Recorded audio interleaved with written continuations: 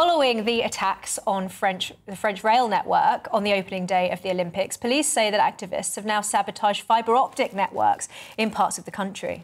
Several telecommunications operators have been affected, but currently broadcasting feed for those crucial Olympic Games in Paris remains untouched.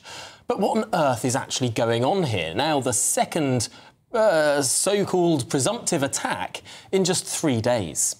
Let's cross now to the French capital to speak to journalist David Chazan. Thank you so much for joining us, David. So tell us a little bit more about what's been going on.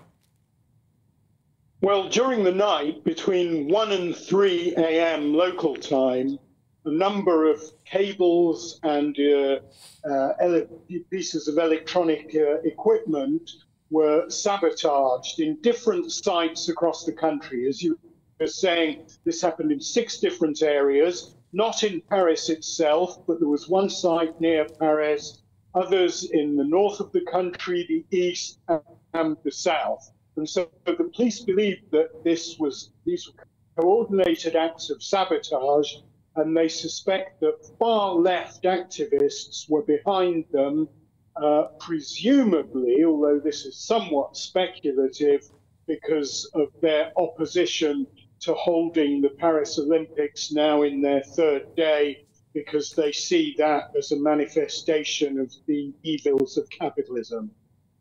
Why is it then that they associate the Olympics with the evils of capitalism? How can we sort of understand the motivation of these activists in doing this? If they're not just doing this in Paris, but across the country, are they trying to just cause chaos and disruption in France more generally, or are they trying to specifically affect the Olympic Games? Well, we're not sure, because no group and no individual has actually claimed responsibility for this sabotage. But the police believe that the actions were coordinated. Suspicions are growing that it's far-left groups that are behind it. And ultra-left-wing groups in France have issued statements declaring that the Olympics glorify money and glorify the establishment. And they say that this is just a sort of a big, in their words, circus, which is a way of manipulating the public by politicians. So that is why they appear to oppose the Olympic Games. But I have to say that despite a lot of complaints from Parisians over the past few months about the disruption to their everyday lives caused by the Games, the country is now overwhelmed by enthusiasm for the Games. Since the opening ceremony on Friday, people have become very excited, especially because France has won a few medals now.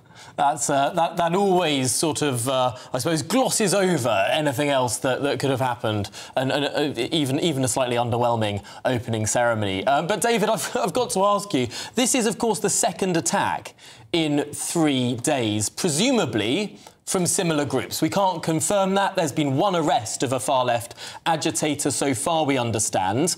But people must be thinking in France, goodness me, they've attacked the high-speed rail, they've now attacked fibre-optic cables and telecommunications. What could be next?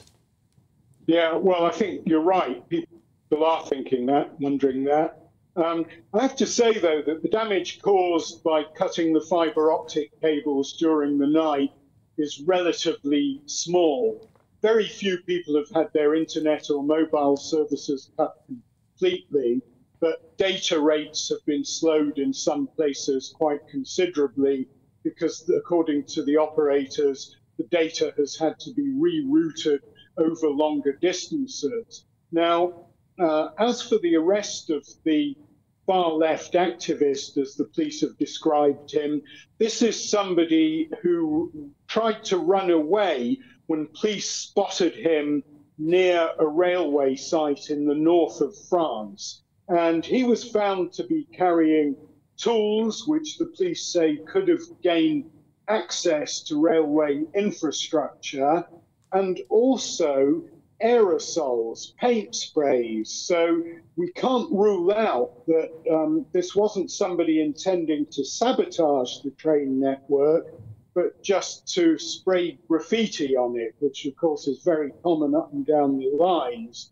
But the acts of sabotage on Friday, when arsonists detonated explosive devices near electrical cabinets and fibre optic cables along France's high-speed train network, that caused enormous disruption, both for people trying to reach the Olympics, because Eurostar services from London, for example, were disrupted, and also for French holidaymakers, because it was a weekend when a lot of people were leaving Paris to go on holiday or returning from holidays across the country.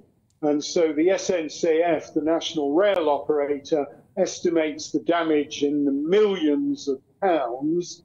And so it was a very serious attack. And the Interior Minister says that the suspicion is growing that these were far-left groups behind it. Why? Because of the modus operandi, he said, and also because far-left groups have attacked rail infrastructure in France in the past. So put those things together, and the supposition at the moment, the working hypothesis, if you like, is that it was the work of far-leftists.